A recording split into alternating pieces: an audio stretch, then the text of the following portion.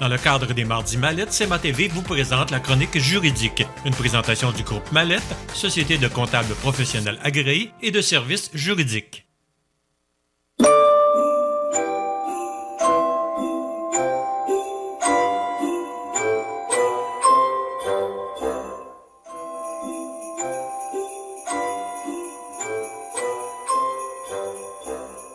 Alors, je vous souhaite la bienvenue à cette autre chronique juridique présentée dans le cadre des Mardis Mallettes. On est en compagnie de Maître Gabriel Sanson. Bonjour. Bonjour. Aujourd'hui, on va parler d'aider son liquidateur avant de mourir. Bon. C'est sûr qu'on va y passer un jour. Oui. On a une date. On ne sait pas quand, mais on sait que ça va arriver. C'est important ce que vous venez de dire. On ne sait pas quand. Oui. Et là, c'est important de pouvoir aider les gens qui vont assurer la liquidation de nos biens. Exactement. Parce qu'on n'y pense pas nécessairement, mais il y a quand même certains gestes, certaines choses qu'on peut faire à l'avance pour aider les gens qui vont régler notre succession. Parce que la personne qui s'occupe de régler notre succession, c'est pas nécessairement un cadeau qu'on lui laisse, c'est quand même une tâche à faire. Il y a beaucoup d'étapes, beaucoup d'implications là-dedans. Donc, on va parler un petit peu de certaines choses qu'on peut faire, qu'on peut penser à l'avance pour donner un petit coup de main, aussi minime que le coup de main va être, dans le fond, à ce moment-là. Il y a quand même beaucoup de choses qu'il faut penser. On va en parler. Oui. Alors, on commence par le temps. Oui, dans le fond, dans les choses, c'est de penser au temps que tout ça peut prendre. Dans le fond, que ce soit dès le décès que là, on doit obtenir les recherches testamentaires pour vérifier si le défunt avait fait un testament.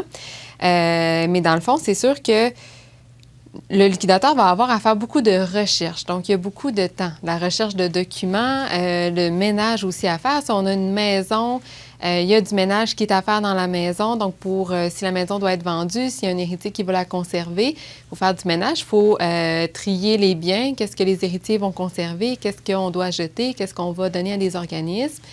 Donc, tout ça, ça ne paraît pas, mais c'est beaucoup d'implication et de temps pour le liquidateur. Juste les changements d'adresse. Encore là, on parle de beaucoup de temps aussi à travailler, de faire les différents changements au niveau du gouvernement, au niveau les avis pour tout ce qui est le permis de conduire à la régie de l'assurance maladie, tout ça.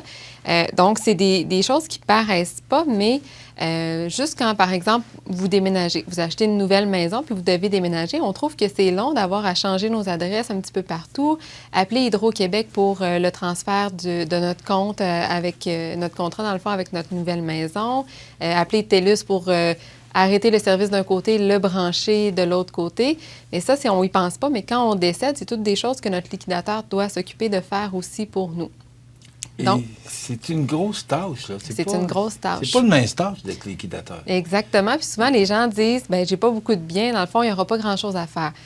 Peu importe l'ampleur de la succession. C'est sûr qu'on a des successions qui sont beaucoup plus ardues, qu'il y a beaucoup plus de tâches à faire, qu'on a beaucoup de biens à gérer. Mais peu importe la succession, ça, c'est des tâches de base qu'on a à régler. Que la personne ait une maison à son nom ou qu'elle ait un appartement, on va avoir du ménage à faire, on va avoir à trier des biens, à s'occuper de vider l'appartement, s'entendre avec le propriétaire, faire les changements d'adresse, donc pour mettre l'adresse de la succession par la suite pour pouvoir recevoir les différentes factures. Donc, tout ça, c'est des choses à prendre en considération, dans le fond, avant de décéder. Donc, c'est pour ça qu'il y a une notion de temps. Dans le fond, je vais vous expliquer un petit peu toutes les choses à avoir en tête, puis à la fin, on va parler un petit peu des bonnes habitudes à prendre pour notre liquidateur, en fait. Le temps, c'est une chose. Oui. L'argent, c'en est une autre. C'en est une autre. Bon, parce que tout ce que vous venez d'énumérer, ça coûte de l'argent. Il y a des frais à tout ça. Il y a ça qui est à penser aussi. Puis dans les frais, il y a certaines choses qu'on est quand même capable de diminuer les frais avant de décéder. C'est sûr qu'il y a des choses comme les recherches testamentaires qu'on n'a pas le choix de faire, donc il va y avoir le frais au décès. On peut pas rien prévoir à l'avance. Par contre, par exemple, au niveau des frais funéraires, c'est sûr qu'on peut faire des préarrangements funéraires. Donc, déjà, notre liquidateur est au courant de ce qu'on souhaitait faire. Les frais, en majorité, si ce n'est pas en totalité, même vont déjà être acquittés. Donc, le liquidateur n'aura pas à régler cette portion-là. Et si jamais on manque de sous un petit peu dans la succession, bien, si c'est déjà acquitté, c'est sûr qu'il n'y aura pas le fardeau de se dire, bon, bien, qu'est-ce qu'on prend ou pas en fonction des sous qu'on a entre les mains. Parce qu'il n'y a pas à débourser, le liquidateur. C'est pas, pas lui rôle. Personnellement, non, oui. C'est ça. C'est vraiment la succession qui se trouve à assumer. Il faut qu'il prenne des décisions. Là. Exactement. Exactement. Des fois, Donc, des décisions pas faciles. il y a des décisions pas faciles. Puis, même si c'est pas au niveau monétaire, c'est que la personne qui a le fardeau de prendre la décision, ça fait drôle, mais est-ce que c'est un cercueil ou une urne qu'on choisit? Est-ce qu'on choisit le cercueil le plus cher parce qu'il est plus beau, il y a un meilleur bois et tout ça, ou si on y va en limitant les frais le plus possible? Donc, c'est sûr que pour la personne qui règle la succession, c'est quand même beaucoup de décisions à prendre sur ses épaules. Est-ce que vous recommandez les préarrangements? En fait, c'est sûr que ça dépend toujours des gens. Souvent, les familles sont très contentes quand il y a des préarrangements qui ont été faits parce que la personne a fait ses choix elle-même. Elle a déjà choisi, puis il y a moyen de choisir vraiment un éventail de tout ce qu'on peut faire. Dans le fond, c'est sûr qu'il y en a qui ne voient pas l'utilité. Il y en a qui en discutent avec leur famille de ce qu'ils veulent. Ça aussi, c'est une bonne façon de faire que nos proches soient au courant de ce qu'on voudrait, est-ce qu'on veut être incinéré ou pas.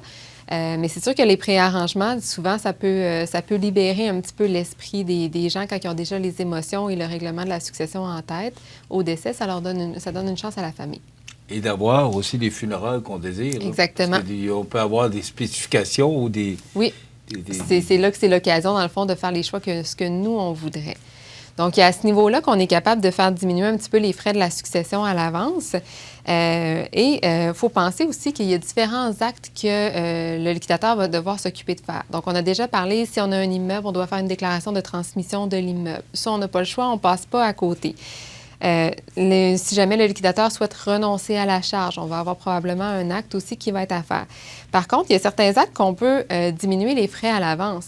Si jamais on décède qu'on n'a pas fait de testament, on va avoir un acte de déclaration d'hérédité à faire. Donc, pour venir établir qui sont les héritiers de la succession, nommer le liquidateur.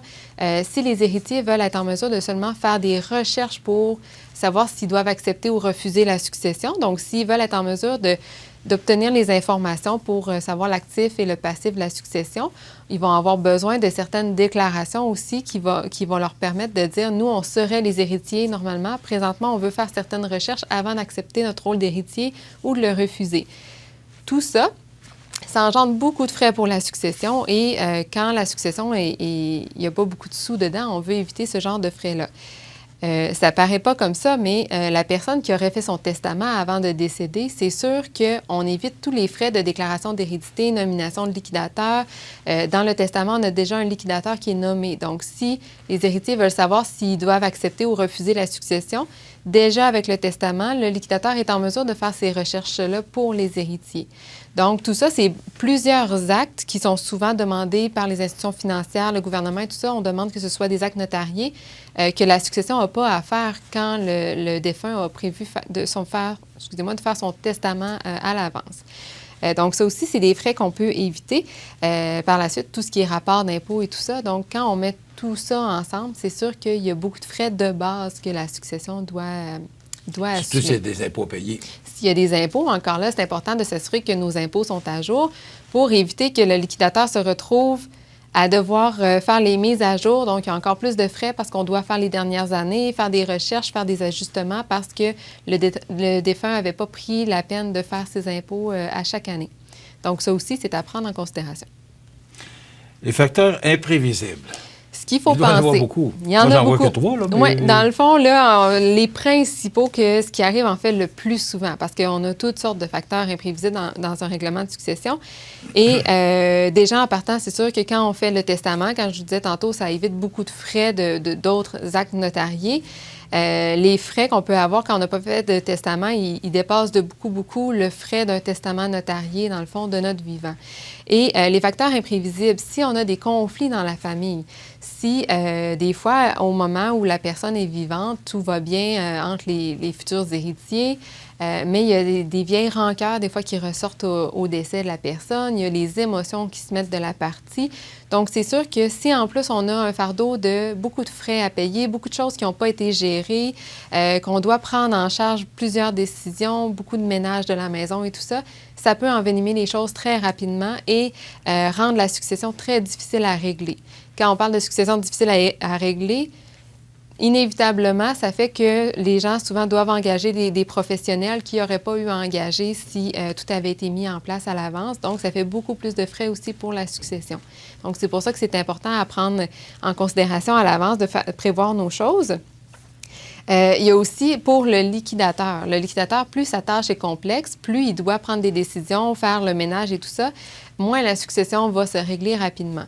Et quand on parle d'héritage, qu'on parle de succession, les héritiers ont souvent hâte d'avoir leurs sous. Donc, c'est sûr que très souvent, le liquidateur va se retrouver à avoir une pression de la part des héritiers pour leur remettre leur part le plus rapidement possible. Oui. Donc, le liquidateur se retrouve avec beaucoup de stress à gérer parce que d'un côté, il veut bien faire les choses, puis il sait qu'il n'a pas terminé le règlement de la succession. Mais de l'autre côté, les héritiers ne comprennent pas nécessairement son travail et eux, ce qu'ils veulent, c'est avoir les sous entre les mains. Donc, il y a ça qui est à prendre en considération. Et j'en ai un petit peu parlé juste avant, mais les différents délais que ça prend pour régler une succession, déjà de base, tout ce qu'on a à faire dans un règlement de succession, quand tout a été mis en place par le défunt à l'avance, on a quand même des délais légaux, des délais de réception de documents, des délais avec le gouvernement, les rapports d'impôts et tout ça. On commence à être habitué. Maintenant, il y a des délais partout. Donc, c'est sûr que s'il y a certaines choses qu'on peut prévoir à l'avance, qu'on peut aider notre liquidateur et qu'on ne le fait pas, mais il faut prévoir que dans le règlement de la succession, ça va être encore plus long aussi pour cette personne-là de pouvoir tout clore, dans le fond, de tout terminer. Et les bonnes habitudes à prendre? Dans le fond, au travers de tout ce qu'on vient de parler, il y a certaines habitudes que c'est sûr que ça peut aider notre liquidateur. C'est bon pour nous de toute façon de le faire aussi. Le premier conseil, en fait, le classement des documents. C'est important quand le liquidateur va se retrouver à devoir rapatrier. Facilité de trouver tous les documents. Oui. Si vous avez des assurances. Oui, si on a fait un testament, justement, avec le notaire, nos rapports d'impôts, qui s'occupe de faire nos impôts? Est-ce qu'on a un comptable qui, à chaque année, qui a déjà notre dossier? Donc, ça va faciliter le règlement de la succession parce qu'on a quelqu'un qui est déjà au courant des actifs du défunt. Si on a des assurances-vie, il n'y a pas de registre qui existe pour retrouver des assurances-vie qu'on aurait prises de notre vivant. Donc, c'est sûr que si on n'a pas gardé de documents, ça peut être difficile pour le liquidateur d'aller à tâtons avec toutes les compagnies d'assurance qui existent. Donc, on garde nos assurances au même endroit. Est-ce qu'on a des placements? Qui s'occupe de nos placements ou avec quelle institution financière on est? Donc, si tout ça est au même endroit, bien classé, c'est sûr que déjà en partant, on donne une grande chance au liquidateur qui n'aura pas besoin de faire le ménage dans toutes sortes de boîtes de paperasse que des fois, ça date de 20 ans, puis il y en a d'autres qui sont importants à garder. Donc, ça, on lui donne une grande chance. Faire des listes aussi. Quand je dis de mettre les documents ensemble, bien classés, bien, on fait des listes, justement. Qu'est-ce qu'on a de placement? Qu'est-ce qu'on a d'assurance-vie? Qu'est-ce qu'on a comme compte courant? Est-ce qu'on a des comptes dans 3 institutions financières différentes? Donc, c'est de garder une trace de tout ça et de nos documents d'état civil aussi. Si on a un contrat de mariage, notre certificat de naissance, notre numéro d'assurance sociale, parce que le liquidateur va en avoir besoin. Au travers des listes de documents et du classement des documents, on a aussi les coordonnées qui sont importantes. Quand je vous parlais, si on a un comptable qui s'occupe de nos impôts, on a notre notaire, on a un avocat aussi, on a un fiscaliste. D'avoir les coordonnées de toutes ces personnes-là au même endroit, ça évite que le liquidateur, encore là, fasse des recherches. Et aussi les listes des comptes pour les réseaux sociaux. On ne pense pas encore à ça, mais les réseaux sociaux prennent beaucoup de place dans nos vies actuellement. On a plusieurs réseaux sociaux qu'on utilise souvent et on a différents mots de passe. Donc, ce n'est pas de donner notre mot de passe à quelqu'un, mais on peut laisser des notes de comment retrouver le mot de passe au décès. Donc, ça peut donner une chance. Tout fonctionne avec des mots de passe aujourd'hui? Tout fonctionne avec des mots de passe. Puis, est-ce qu'on veut que notre compte Facebook reste ouvert pour toujours suite à notre décès ou on veut donner des notes à quelqu'un pour qu'il puisse s'occuper de, par exemple, mettre un dernier message, fermer notre compte Facebook? Donc, ça, c'est toutes des choses à laisser. Donc, de façon générale, de permettre d'avoir un certain bilan de l'actif et du passif qu'on a.